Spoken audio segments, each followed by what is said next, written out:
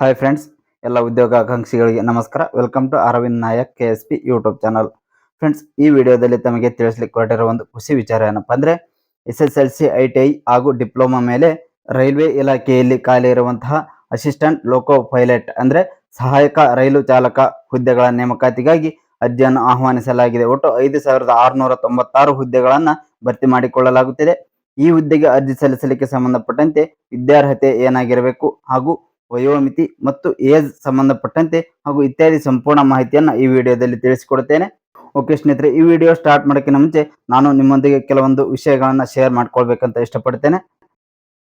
Hi friends, ಎಲ್ಲರಿಗೂ ನಮಸ್ಕಾರ.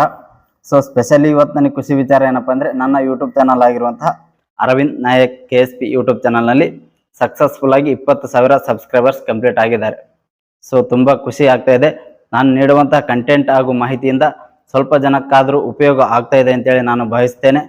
So ನನಗೆ ಸಬ್ಸ್ಕ್ರೈಬ್ ಹಾಗೂ ಸಪೋರ್ಟ್ ಮಾಡಿದಂತಹ ಪ್ರತಿಯೊಬ್ಬರಿಗೂ ತುಂಬ ಹೃದಯದ ಧನ್ಯವಾದಗಳು.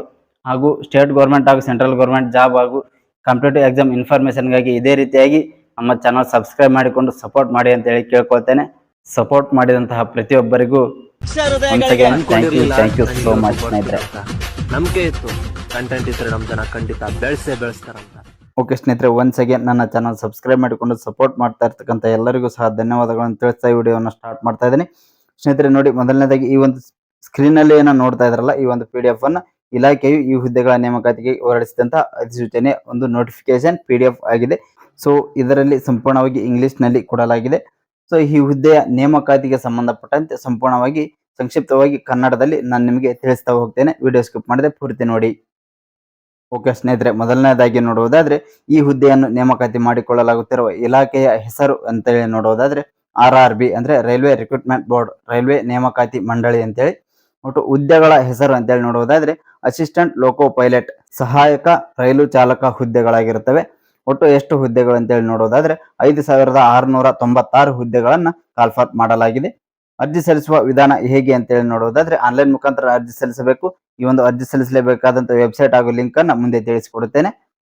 ಓಕೆ, ನೆಕ್ಸ್ಟ್ ಈ ಹುದ್ದೆಗೆ ಅರ್ಜಿ ಸಲ್ಲಿಸಲು ಆಸಕ್ತಿ ಇರುವಂತಹ ಅಭ್ಯರ್ಥಿಗಳಿಗೆ ವಿದ್ಯಾರ್ಹತೆ ಎಜುಕೇಶನಲ್ ಕ್ವಾಲಿಫಿಕೇಶನ್ ಏನಾಗಿರಬೇಕು ಅಂತೇಳಿ ನೋಡೋದಾದ್ರೆ ಸ್ನೇಹಿತರೆ, ಈ ಹುದ್ದೆಗೆ ಅರ್ಜಿ ಸಲ್ಲಿಸಲಿಕ್ಕೆ SSLC ಮತ್ತು ಡಿಪ್ಲೊಮಾ ಹಾಗೂ ITI ಕಂಪ್ಲೀಟ್ ಆಗಿ ಪಾಸ್ ಆಗಿರಬೇಕು. ಈ ಒಂದು ITI ಡಿಪ್ಲೊಮಾ SSLC ಪಾಸ್ ಆಗಿರುವಂತಹ ಅಭ್ಯರ್ಥಿಗಳು ಈ ಹುದ್ದೆಗೆ ಅರ್ಜಿ ಸಲ್ಲಿಸಬಹುದು. ಓಕೆ, ನೆಕ್ಸ್ಟ್ ಈ ಹುದ್ದೆಗೆ ಅರ್ಜಿ ಸಲ್ಲಿಸಲು ಏಜ್ ವಯೋಮಿತಿ ಎಷ್ಟಾಗಿರಬೇಕು ಅಂತೇಳಿ ನೋಡೋದಾದ್ರೆ ಸ್ನೇಹಿತರೆ, ಕನಿಷ್ಠ 18 ವರ್ಷ ಕಂಪ್ಲೀಟ್ ಆಗಿರಬೇಕು ಹಾಗೂ ಗರಿಷ್ಠ 30 ವರ್ಷಗಳನ್ನು ಮೀರಿರಬಾರದು. ಈ ಒಂದು 18ರಿಂದ 30 ವರ್ಷದೊಳಗಿನ ಅಭ್ಯರ್ಥಿಗಳು ಈ ಹುದ್ದೆಗೆ ಅರ್ಜಿ ಸಲ್ಲಿಸಬಹುದು. ಹಾಗೂ ಕೆಲವೊಂದು ವರ್ಗಗಳಿಗೆ ಮೀಸಲಾತಿಯ ಅನ್ವಯ ವಯೋಮಿತಿ ಸಡಿಲಿಕೆಯನ್ನು ಸಹ ನೀಡಲಾಗಿದೆ. ಅದನ್ನು ನೋಡುವುದಾದ್ರೆ SC ST ಹಾಗೂ EWS ಕ್ಯಾಂಡಿಡೇಟ್ ಅಭ್ಯರ್ಥಿಗಳಿಗೆ 5 ವರ್ಷಗಳ ವಯೋಮಿತಿ ಸಡಿಲಿಕೆಯನ್ನು ನೀಡಲಾಗಿದೆ. ಹಾಗೂ OBC ಅಭ್ಯರ್ಥಿಗಳಿಗೆ 3 ವರ್ಷಗಳ ವಯೋಮಿತಿ ಸಡಿಲಿಕೆಯನ್ನು ನೀಡಲಾಗಿದೆ. ಓಕೆ ಸ್ನೇಹಿತರೆ, ನೆಕ್ಸ್ಟ್ ಈ ಹುದ್ದೆಯ ಆಯ್ಕೆ ವಿಧಾನ ಯಾವ ರೀತಿ ನಡೆಯುತ್ತೆ ಅಂತೇಳಿ ನೋಡೋದಾದ್ರೆ ಅಭ್ಯರ್ಥಿಗಳನ್ನು ಮೊದಲನೇದಾಗಿ ಆನ್ಲೈನ್ ಮುಖಾಂತರ ಕಂಪ್ಯೂಟರ್ ಆಧಾರಿತವಾದಂತಹ ಒಂದು ಪರೀಕ್ಷೆಯನ್ನು ನಡೆಸಲಾಗುತ್ತದೆ.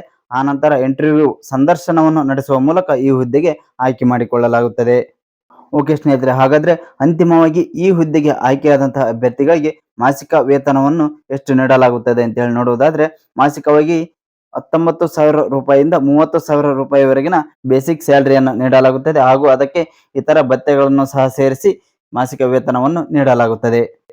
ಓಕೆ ಸ್ನೇಹಿತರೆ, ನೆಕ್ಸ್ಟ್ ಈ ಹುದ್ದೆಗೆ ಅರ್ಜಿ ಸಲ್ಲಿಸಲು ಆಸಕ್ತಿ ಇರುವಂತಹ ಅಭ್ಯರ್ಥಿಗಳು ಅರ್ಜಿ ಶುಲ್ಕವನ್ನು ಪಾವತಿಸಬೇಕಾಗಿರುತ್ತದೆ. ಈ ಒಂದು ಅಪ್ಲಿಕೇಶನ್ ಫೀಸ್ ಎಷ್ಟಿದೆ ಅಂತೇಳಿ ನೋಡುವುದಾದ್ರೆ SC ST ಹಾಗೂ ಮಾಜಿ ಸೈನಿಕ ಅಭ್ಯರ್ಥಿಗಳು, ಇನ್ನು ಮಹಿಳಾ ಅಭ್ಯರ್ಥಿಗಳು ಹಾಗೂ ಟ್ರಾನ್ಸ್ಜೆಂಡರ್ ಮತ್ತು ಅಲ್ಪಸಂಖ್ಯಾತರು ಹಾಗೂ EBC ಅಭ್ಯರ್ಥಿಗಳಿಗೆ ಒಟ್ಟು 250 ರೂಪಾಯಿಗಳ ಅಪ್ಲಿಕೇಶನ್ ಫೀಸ್ ಇರುತ್ತದೆ. ಹಾಗೂ ಇವರನ್ನು ಹೊರತುಪಡಿಸಿ ಇತರ ಅಭ್ಯರ್ಥಿಗಳಿಗೆ 500 ರೂಪಾಯಿವರೆಗಿನ ಅಪ್ಲಿಕೇಶನ್ ಫೀಸ್ ಇರುತ್ತದೆ. ಓಕೆ ಸ್ನೇಹಿತರೆ, ತಾವು ಅರ್ಜಿ ಸಲ್ಲಿಸಿದ ನಂತರ ಈ ಒಂದು ಅರ್ಜಿ ಶುಲ್ಕವನ್ನು ಪಾವತಿಸಿದ ನಂತರವೇ ತಮ್ಮ ಅರ್ಜಿ ಸಲ್ಲಿಕೆಯ ಪ್ರಕ್ರಿಯೆ ಪೂರ್ಣಗೊಳ್ಳುತ್ತದೆ. ಒಂದು ವೇಳೆ ತಾವು ಅರ್ಜಿ ಸಲ್ಲಿಸಿ ಈ ಒಂದು ಅಪ್ಲಿಕೇಶನ್ ಫೀಸ್ ಅನ್ನು ಪಾವತಿಸದೇ ಇದ್ದರೆ ತಮ್ಮ ಅರ್ಜಿ ಸಲ್ಲಿಕೆಯ ಪ್ರಕ್ರಿಯೆ ಅಪೂರ್ಣವಾಗಿರುತ್ತದೆ. ತಮ್ಮ ಅಪ್ಲಿಕೇಶನ್ ಅನ್ನು ರಿಜೆಕ್ಟ್ ಮಾಡಲಾಗುತ್ತದೆ. ಓಕೆ ಸ್ನೇಹಿತರೆ, ನೆಕ್ಸ್ಟ್ ಒಂದು ಇಂಪಾರ್ಟೆಂಟ್ ಇನ್ಫಾರ್ಮೇಶನ್ ಅಂದ್ರೆ ಇಂಪಾರ್ಟೆಂಟ್ ಡೇಟ್ಗಳನ್ನ ನೋಡುವುದಾದ್ರೆ ಅರ್ಜಿ ಸಲ್ಲಿಸಲು ಪ್ರಾರಂಭ ದಿನಾಂಕ ಯಾವಾಗಂದ್ರೆ ಜನವರಿ 20, 2024ರಂದು ಅರ್ಜಿ ಸಲ್ಲಿಕೆ ಪ್ರಕ್ರಿಯೆ ಆರಂಭ ಆಗಿರುತ್ತದೆ. ಹಾಗೆ ಅರ್ಜಿ ಸಲ್ಲಿಸಲು ಕೊನೆಯ ದಿನಾಂಕ ನೋಡುವುದಾದ್ರೆ ಫೆಬ್ರವರಿ 19, 2024ರಂದು ಅರ್ಜಿ ಸಲ್ಲಿಸಲು ಕೊನೆಯ ದಿನಾಂಕವಾಗಿರುತ್ತದೆ. ಫೆಬ್ರವರಿ 19ರ ಒಳಗಾಗಿ ಆಸಕ್ತಿ ಇರುವಂತಹ ಅಭ್ಯರ್ಥಿಗಳು ಈ ಹುದ್ದೆಗೆ ಅರ್ಜಿ ಸಲ್ಲಿಸಬಹುದು. ಓಕೆ ಸ್ನೇಹಿತರೆ, ಕೊನೆಯ ಒಂದು ಪ್ರಮುಖ ಮಾಹಿತಿ ಅಂದ್ರೆ ಲಿಂಕ್ಗಳು. ಇಲಾಖೆಯು ಈ ಹುದ್ದೆಗಳ ನೇಮಕಾತಿಗೆ ಹೊರಡಿಸಿದಂತಹ ಅಧಿಸೂಚನೆಯ PDF ಲಿಂಕ್ ಅನ್ನು ಡಿಸ್ಕ್ರಿಪ್ಷನ್ ಅಲ್ಲಿ ಕೊಟ್ಟಿದ್ದೇನೆ.